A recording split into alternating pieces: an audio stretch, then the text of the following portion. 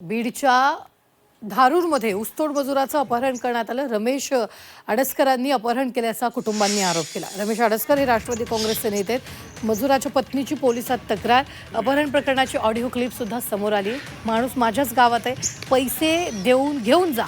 अपहरण झालेल्या कामगाराच्या नातेवाईकाला फोन। झी 24 तास ऑडिओ क्लिपची पुष्टी करत नाही। ते काय मॅटर आहे त्यांचा, काय मला फोन केलता। पैसे भरायला सांगा ना काहीतरी, असं कसं 50-60 लाख रुपये। बरं साहेब, आता तुमच्यापाशी बोलायचं म्हणलं कुठं यावं, काय आम्हाला तेवढं भेटतं शाळेत तिथं यावं का? नाही, काही यायची गरज नाही, ते मुकदम आमचं बोलणं चालू आहे तिथं। हां, काही त्याचं काही हे नाही त्याचं काय। मी पाहुणा माणूस आहे, मी ते शिवाजी मायकर पैसे भरायला सांगा त्यांना काहीतरी, आपण हे करू, वेळ देऊ त्यांना।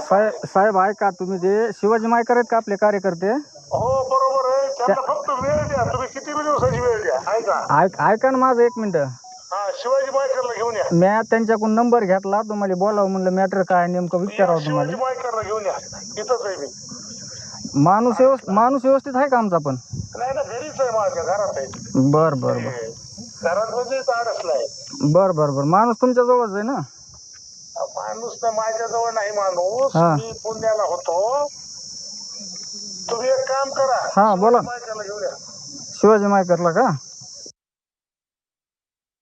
मला काल दारूच्या बाजारला आले होते, काळ्या कलरची गाडी आणून 2-4 जणांनी उचलून नेले आणि म्हणले की रमेश अडसकरला भेटून इथं माघारी आणून सोडतो।